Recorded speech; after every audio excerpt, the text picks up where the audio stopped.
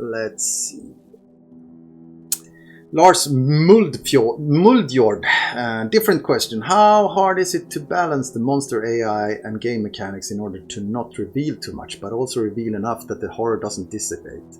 How long does it take to dial these things in when developing the game? Do you often add new, fresh testers to the game during development to help dial these things in due to yourself being too exposed to the game? First of all, it took a lot of time. I know Max, the design lead on this game, it was his main area to sort out the Stalker AI, and he spent, I'd say, let's say 75% of the development working on the AI. He did a lot of other important stuff as well, but I mean, the AI was his area, and I know, so a lot of time spent on that. Dialing it in, we had this kind of system and idea on how we could dynamically allow for sound to affect the stalker, and it felt like it fell into place very early, but I guess if you ask Max, maybe he's gonna say no, that was a lot of work, but for me it felt like good almost in the first version.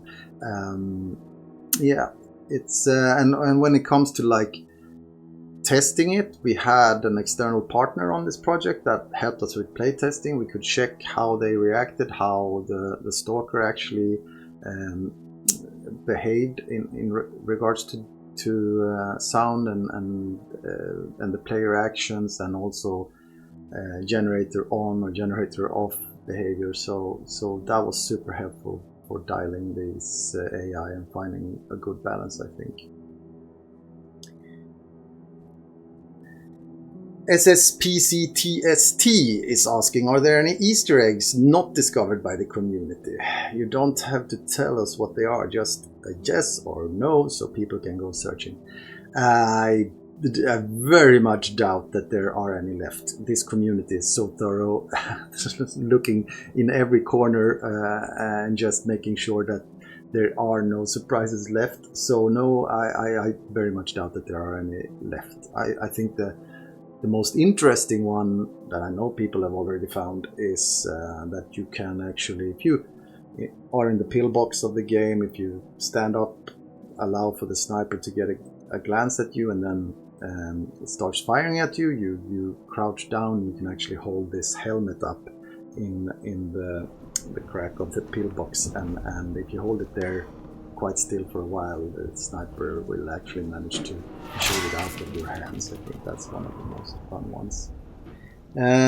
So Supimpa XP, how did you guys handle optimization and performance issues? When playing it, I could feel some chunks of the map loading when crossing specific points in the game.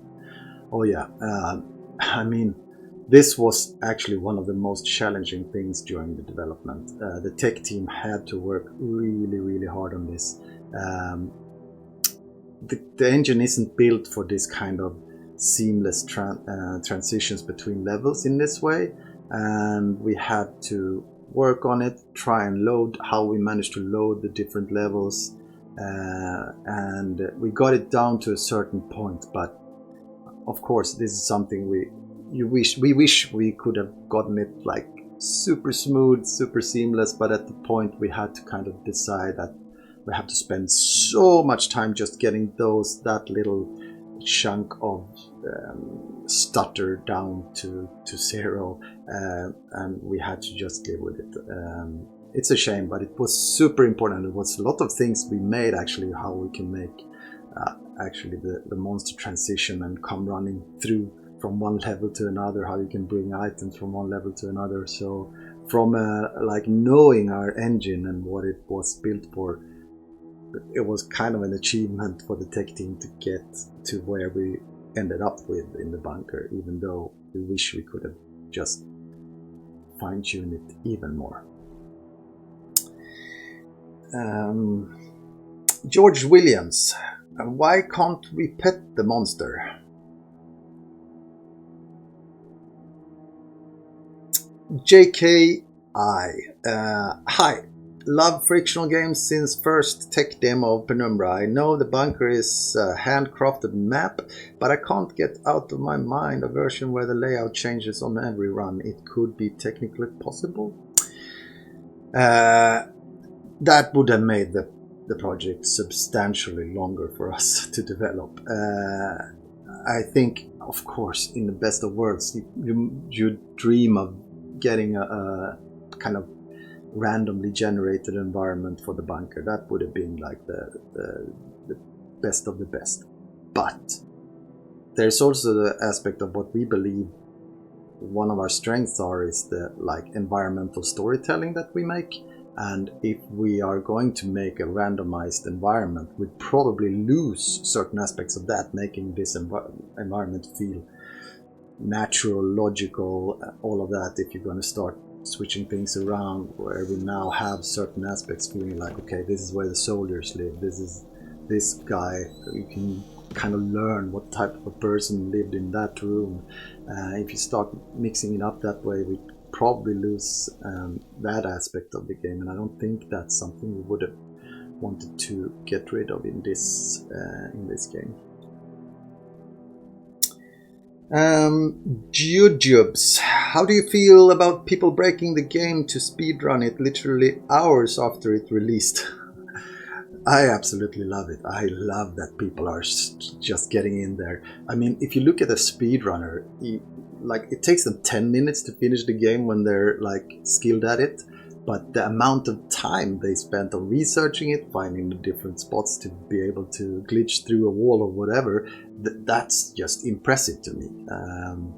But there is one thing, like, it's not a speedrun, it's a glitch that started to become used by regular players, I would say, in a way, that knew about it early on, immediately after release, where you could in the prison actually bring something outside of this guard room and stand on top of that and kind of reach into the window and actually flip the door buttons without having to get the wrench first, which kind of made maintenance level completely pointless, since that's where you find the code for the wrench.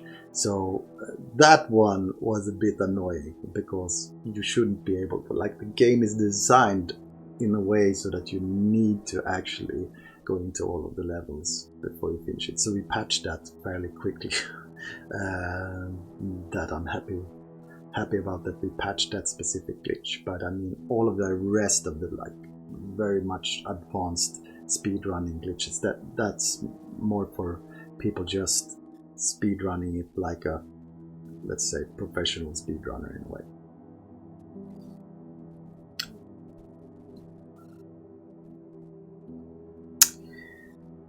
Next one out, Joshua Whittaker.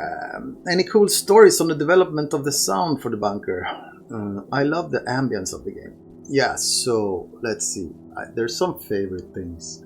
I think fun story, the pillbox. So everything was designed, ready to go into art. Mike, our audio designer, went in there and he just took his own like creative freedom and added this sniper event in there, because that was not planned, and everyone's like, this is awesome. And that was just audio to begin with, like, and then we we need to have, if the player stands up and just looks there, they should be able to take damage. And then the next step even was the Easter egg I mentioned earlier, where you can actually hold up a helmet. So it's kind of fun how like the audio can, where you want to add something from an audio perspective. I think that added a lot to that moment. So we wanted that moment to be like a close, like a sense of fresh air out there, but his addition made it like feel dangerous as well. Another thing I think is that, I don't know if people are aware, but I posted on it on my Twitter earlier, but there is I pushed for this thing where there's something called a shepherd's tone. It's kind of like an audio illusion. It's a sound that sounds like it's decreasing or increasing constantly, but it's not. And we added that to whenever the generator is on, but it's very low. It's kind of like in your subconscious that might be picking it up. So we went for a decreasing shepherd's tone, so it's kind of lying there all the time, stressing people out that soon something is reaching an end. The fuel that it's burning, and the second the generator goes off, also the shepherd tone dies. And it's like this technique is something used like in movies like Dunkirk, and Christopher Nolan is using it a lot. So we thought, why not use it here as well and see if we can stress people out even more. And I think that actually we can never get a proof of how much it adds, but it's fun to have something like that in there, and many small things add to the total experience. I think also another fun thing with regards to audio is that once basically every voice line, everything like that was recorded. There's not a lot of voice in this game, but of course we have the voiced notes, and I realized that like quite late that we should try and can we get some of, here's a spoiler again, so can we get some of Lambert's voice into the Stalker audio, in the Beast's voice, because it's the same person, of course. It's your friend Lambert who has turned into this beast. And we had no more, we didn't want to go back and do more voice recordings, so I asked Mike, can you find audio in there that can actually be extracted and infused into the audio of the beast? So we got some things like in one of his notes he says, blood on my hands, blood on my hands. So took that and distorted it up, and you can actually, if you sit near to a hole where the stalker is in there, you might hear something like blood on your hands inside, combined with the stalker's roaring and gurgling and stuff like that. And also we added this scream if you make the beast fall down into the rift at the end. Then you can hear, if you listen closely, you can hear him scream Henri. So that's super fun, I think. Those little moments. I know that people have picked these things up, and I've seen some on Reddit and on Discord and things like that. So it's it's fun.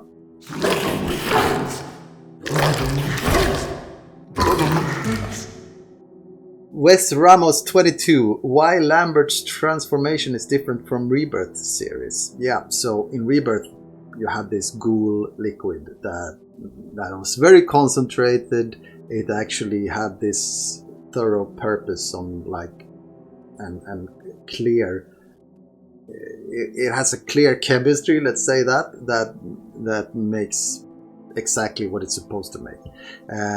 In the bunker, however, there's fumes and liquids that's kind of like seeping out of this rift and mixing up with our world stuff, like water,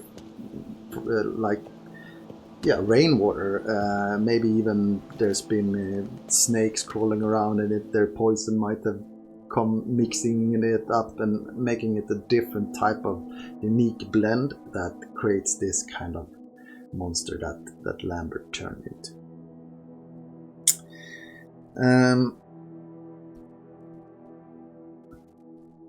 FPS aesthetics.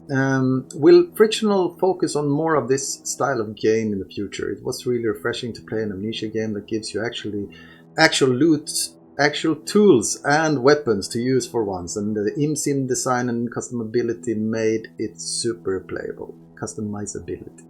Oh, too many questions.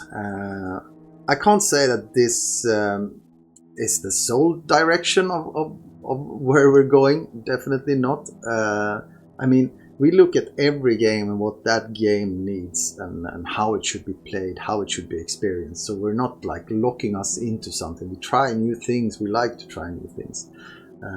For me personally, I'm super inspired by what we accomplished with the bunker, and I would love to investigate that even further. But let's see what the future has in store.